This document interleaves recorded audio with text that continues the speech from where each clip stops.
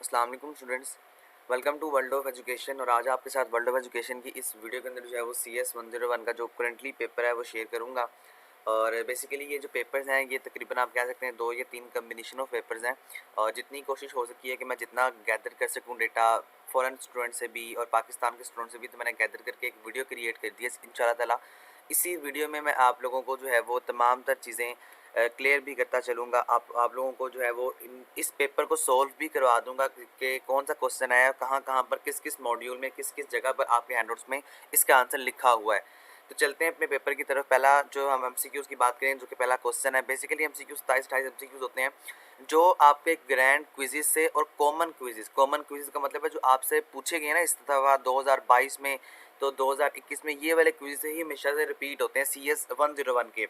अब देखें ये क्यों होता है, क्योंकि इसीलिए होता है क्योंकि CS 101 का जो सिलेबस है वो अपडेटेड है, ठीक है। और पहला पेपर जो था वो पिछले स्टूडेंट्स यानी पिछले सेमेस्टर में जो हम कहते हैं फॉल 2021 या फॉल 2021, हाँ, तो इन्होंने दिया था, ठीक है। यानी अब से पिछला सेमेस्टर जो था पहला पेपर CS 101 का उन स्टूडेंट्स ने अटेम्प्ट किया था।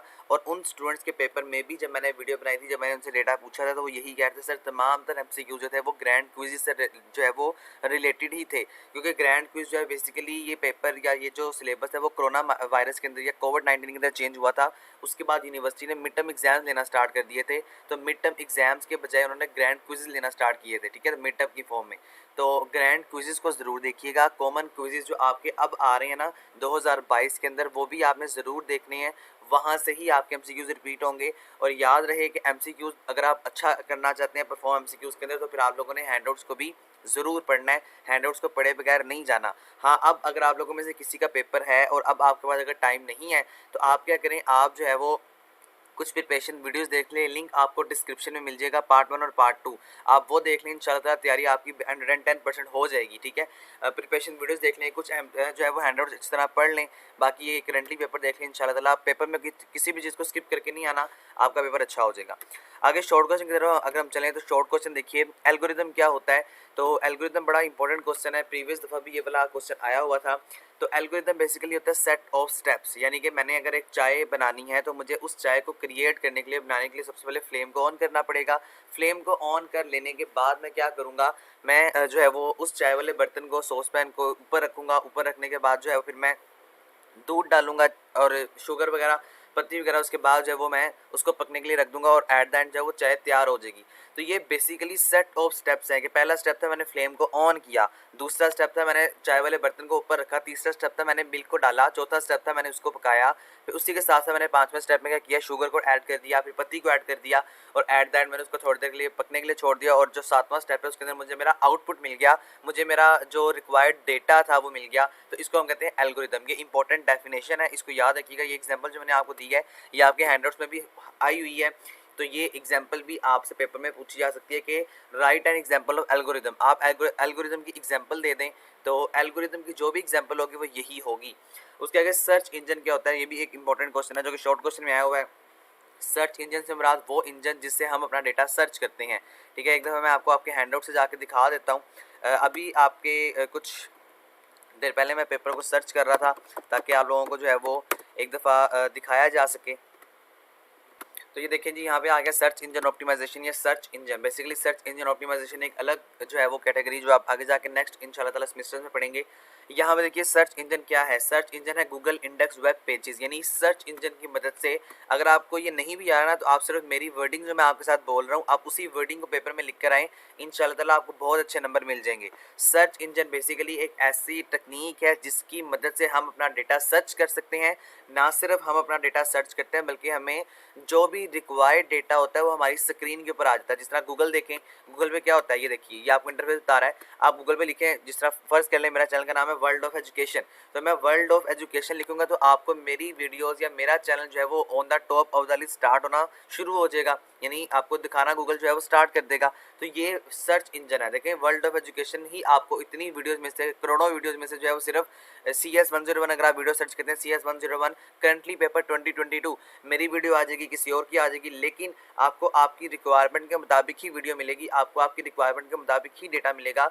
इस चीज़ को हम कहते हैं सर्च इंजन। तो सर्च इंजन का ये काम होता है कि हमें हमारी रिक्वायरमेंट के मुताबिक डेटा को तलाश करके दे दे। और कहाँ से तलाश करना है? सर्वर कंप्यूटर से। सर्वर कंप्यूटर आपको पता है ना, होपफुली आपने कॉन्सेप्ट पढ़ा होगा। सर्वर कंप्यूटर का मतलब होता है कि वो कंप्यूटर जो इस टाइम यूट्यूब कंपनी में पड़ा हुआ है और क्लाइंट्स मैं हूँ। अगर मैं अब यूट्यूब से डेटा सर्च कर रहा हूँ, आप डेटा सर्च कर रहे हैं, तो आप क्लाइंट्स हैं, और सर्वर से यानी यूट्यूब से हम डेटा सर्च करें तो यूट्यूब में जहाँ पर डेटा अपलोड हुआ है मेरा या आपका, जो हम सर्च करते हैं बाद में, वो बेसिकली हमारे लिए एज अ क्लाइंट जो है वो मॉडल दिखाया जाता है। बहरहाल ये आगे आएगा इंशाल्लाह, आपको मजीद बताऊँगा वाई वी यूज़ लूप। चूँकि वीयू एक फेडरल गवर्नमेंट यूनिवर्सिटी है और फेडरल गवर्नमेंट यूनिवर्सिटी आपसे कुछ कंसेप्चुअल क्वेश्चन लाजमन तौर पे पूछती है, हम लूप को क्यों इस्तेमाल करते हैं। इसका सिंपल आंसर ये है कि हम लूप को इसीलिए इस्तेमाल करते हैं क्योंकि हमने अपना डेटा रिपीट करना होता है। जिस तरह फॉर एग्जांपल मैं आपसे कहता हूँ कि एक वर्ड है, वो कर लें जी, वर्ल्ड ऑफ एजुकेशन, ठीक है जी। अब मैं आपको ये कहूँगा कि वर्ल्ड ऑफ एजुकेशन जो है वो आप मुझे 1000 दफ़ा प्रिंट करके दे दें, तो अब आप क्या वर्ल्ड ऑफ एजुकेशन 1000 दफ़ा लिखते ही रहेंगे। तो कंप्यूटर आपको ये फैसिलिटी देता है कि आप वर्ल्ड ऑफ एजुकेशन को लूप लगा दें। मुख्तलिफ तरह के लूप्स होती हैं, जिसमें वाइल लूप है, जिसमें डू वाइल लूप है और जिसके अंदर फॉर लूप है।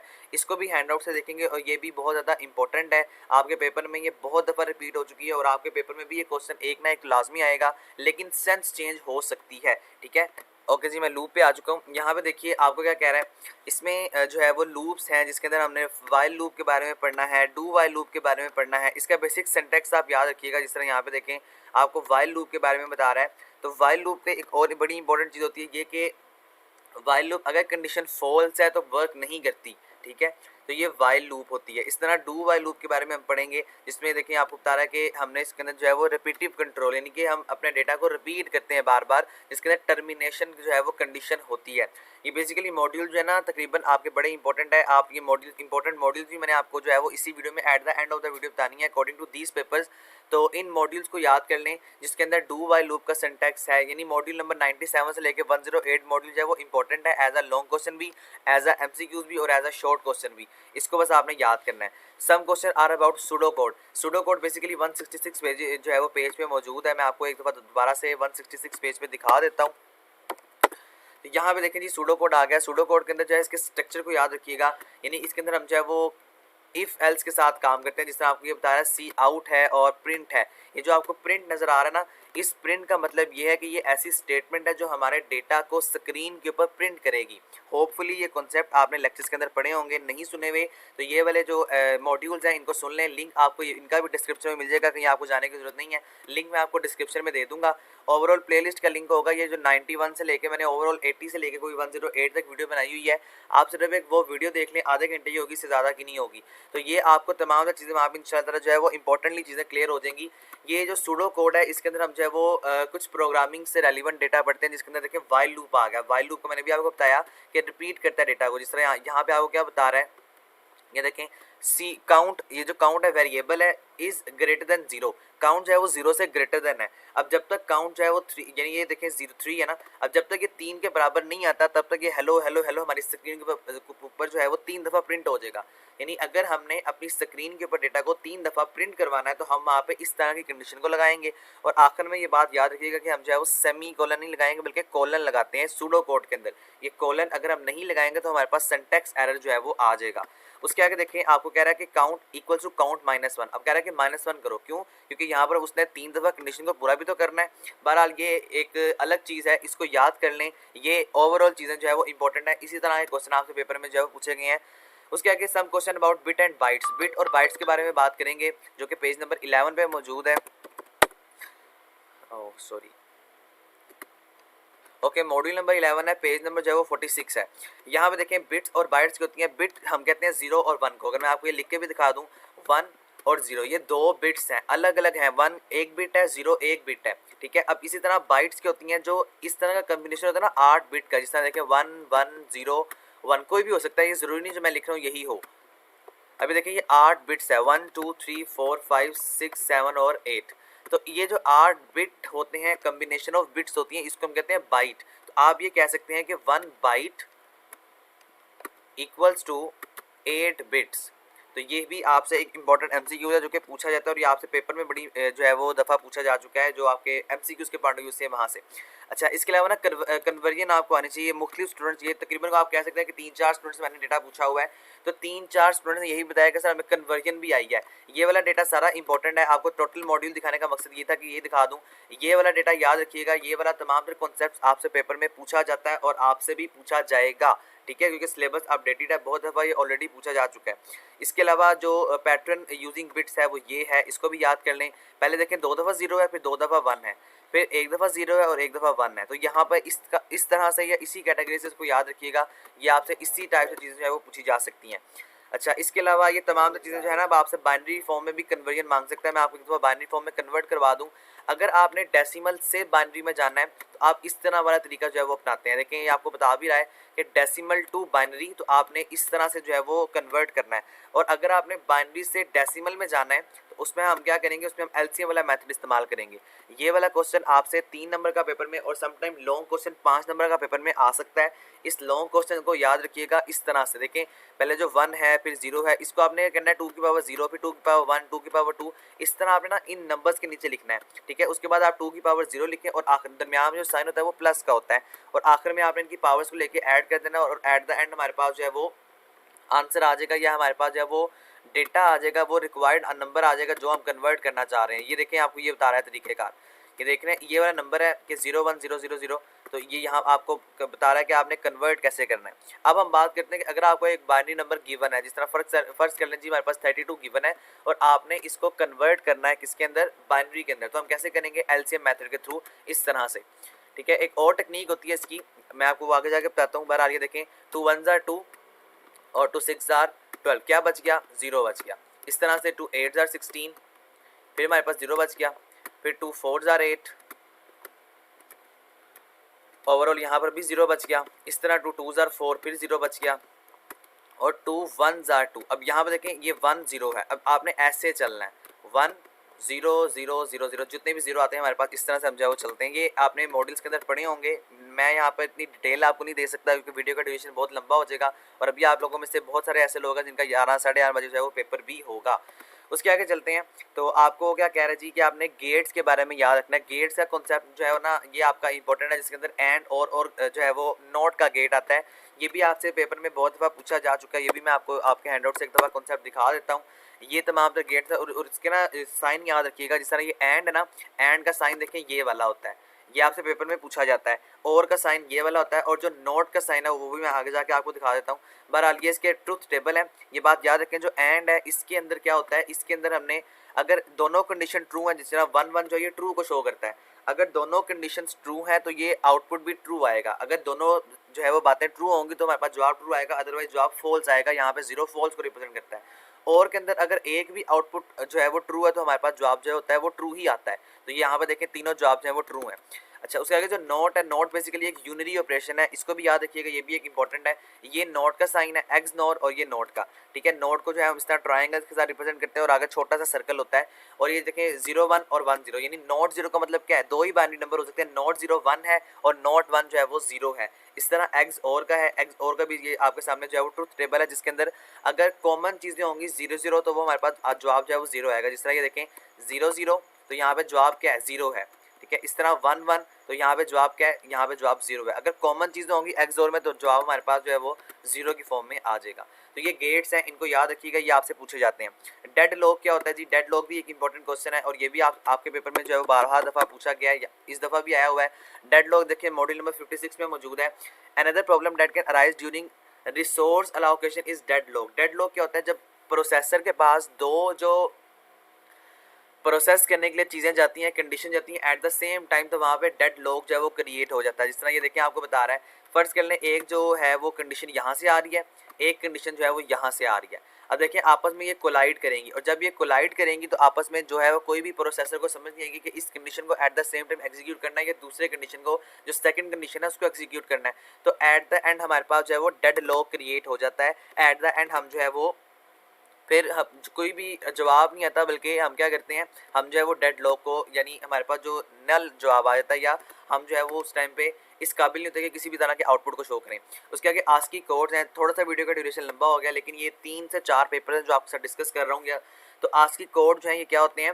आस्की कोड्स ये American standard code information interchange होती है, और आल्सो बाइनरी कन्वर्जन, ये भी मैंने आपको बता दिया कि ये भी इंपॉर्टेंट है, मैंने आपको ऑलरेडी डेटा जो है वो सब कुछ समझा दिया।